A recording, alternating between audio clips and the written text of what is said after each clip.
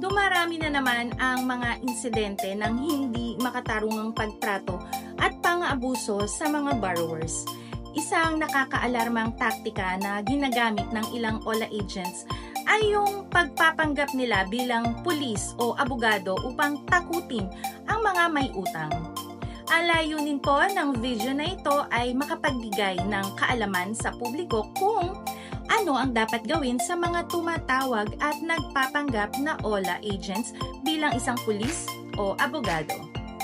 Ang mga nagpapanggap po na OLA agents na yan ay kadalasang tumatawag o nagme-message sa mga borrowers at sinasabing sila ay mga pulis o abogado.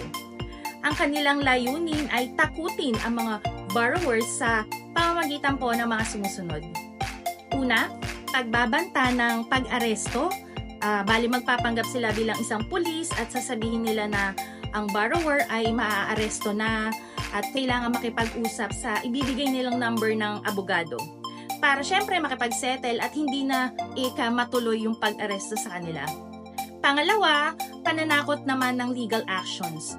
Magpapanggap naman silang bilang abogado at sasabihin na may nakasampa ng kasong kriminal sa korte tulad ng estafa or fraud.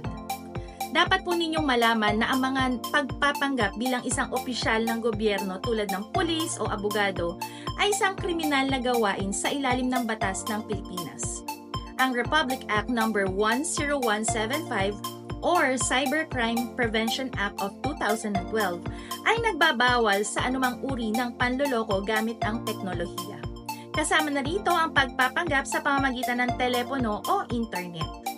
Bukod dito, ang Republic Act No. 8484 or Access Devices Regulation Act of 1998 ay nagbabawal din sa anumang uri ng fraudulent acts na may kaugnayan sa mga financial transactions. Ngayon, ano nga ba ang dapat gawin kapag nakaranas kayo ng ganitong sitwasyon? Una, huwag magpanik. Huwag magpadala sa mga takot at pananakot. Tandaan po ninyo na ang mga pulis ay hindi direktang tumatawag sa iyo para sabihin na ikaw ay aarestuhin na.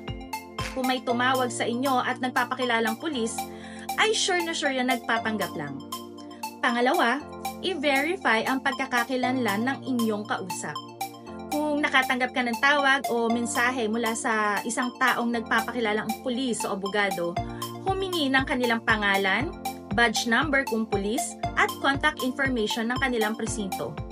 Tumawag sa legal na official hotline ng kanilang tanggapan upang i-verify kung totoo ang sinasabi nung tumawag sa'yo. Pangatlo, huwag magbigay ng additional personal informations. Huwag na po kayong magbigay ng karagdagang personal na impormasyon ninyo tulad ng business address or alternative number o iba pang contact details. Maaari itong gamitin laban sa inyo. Pang-apat, mag-report sa otoridad. Ipaalam agad ang insidente sa pulisya o sa NBI o di kaya naman sa PNP-ACG. Dalhin po ninyo ang mga printout ng lahat ng inyong ebidensya sa pagre-report. At panghuli, makipag-ugnayan para sa legal na tulong. Yan, kung kinakailangan po, humingi na kayo ng tulong sa mga legal na abogado o sa mga organisasyon na nagbibigay ng libreng legal na tulong. Yan. At tandaan po ninyo na ayon sa Republic Act No. 3765 o Truth in Lending Act at ang Republic Act No. 10173 o ang Data Privacy Act, ang mga borrowers ay may karapatan laban sa mga hindi makatarungang koleksyon ng utang at protektado ang kanilang personal informations. Ang mga pagpapanggap at pananakot katulad nito ay labag sa batas at may mga kaukulang parusa sa mga gumagawa nito. Ang mga pananakot ng mga nagpapanggap na OLA agents na yan ay isang seryosong usapin na dapat harapin ng maayos sa may tamang kaalaman. Sa pamamagitan po nito, maipagtatanggol natin ang ating mga karapatan. Yan. Ang PhilFlag po ay patuloy na magtataguyod ng mga karapatan ng mga borrowers laban sa mga abusadong OLA.